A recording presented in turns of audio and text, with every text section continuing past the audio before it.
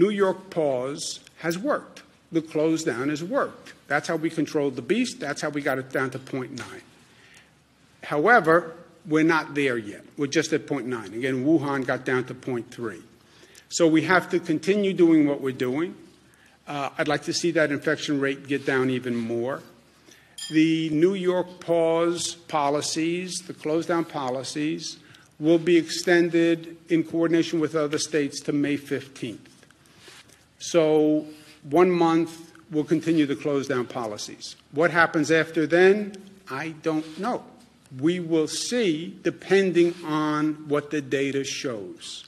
What does that mean? Tell me what our infection rate spread is. Is it 0.9? Is it 1? Is it 0.7? Tell me what the hospitalization rate is. And then the experts will tell us the best course of conduct based on that data. No political decisions, no emotional decisions, data and science. We're talking about human lives here. Today, I'm going to include public transportation systems, private transportation carriers, for-hire vehicles, any operator of a public system, an operator of a private carrier, and for-hire vehicles must wear a mask at all times. What does this mean? If you get on a bus, you need to wear a mask. If you get in a train, you need to wear a mask. If you get into a private car service, Uber, Lyft, the operator needs to wear a mask. If you get on a private bus, the operator needs to wear a mask, and you need to wear a mask on a private carrier.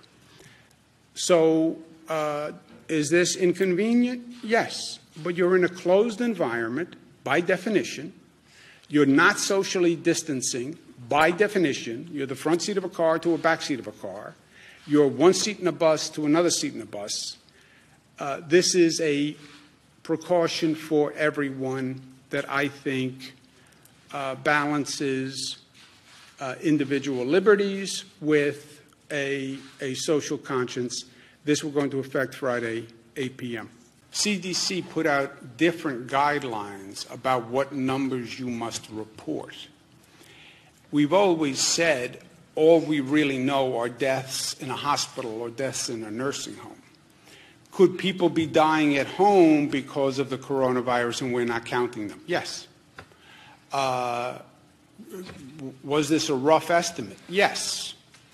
So now we're trying to refine the estimate, other categories, other possibilities.